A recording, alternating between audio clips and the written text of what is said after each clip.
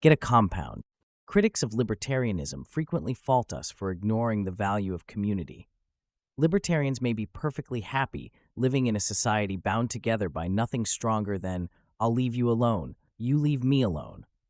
But psychologically normal humans crave a sense of deep belonging, a sense only big government satisfies. On the surface, it's a plausible story. I've always been weirdly individualistic. I never fit in with my classmates or neighborhood kids. Even Princeton's PhD econ program wasn't nerdy enough for me. If you're a lifelong outsider, libertarianism sounds very nice. For everyone else, however, it sounds like a threat to the meaning of life. The more I think about this story, though, the weaker it seems. The million-dollar question: if people really crave a sense of deep belonging, how come almost no one voluntarily lives in compounds, also known as intentional communities? 1.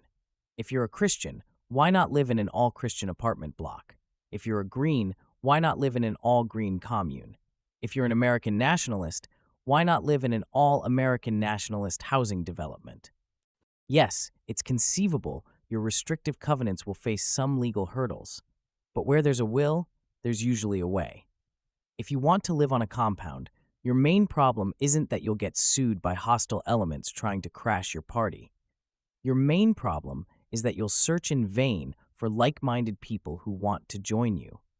Indeed, suppose a compound of like-minded people were already up and running. How much extra rent would you be willing to pay per month to experience deep belonging? Critics will probably dismiss this economic reductionism, but that's hardly fair.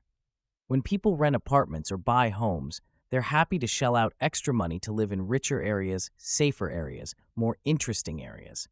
Property developers strive to accommodate not only these common desires, but more obscure preferences for golf communities, 55 and better communities, pristine communities, and much more. Why then do developers deliver so few deep belonging communities?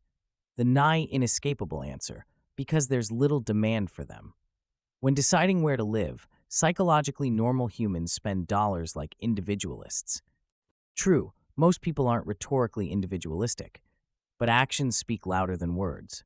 When people talk like collectivists but spend like individualists, social desirability bias is the natural explanation. The prevalence of communitarian talk shows normal people want to sound like communitarians.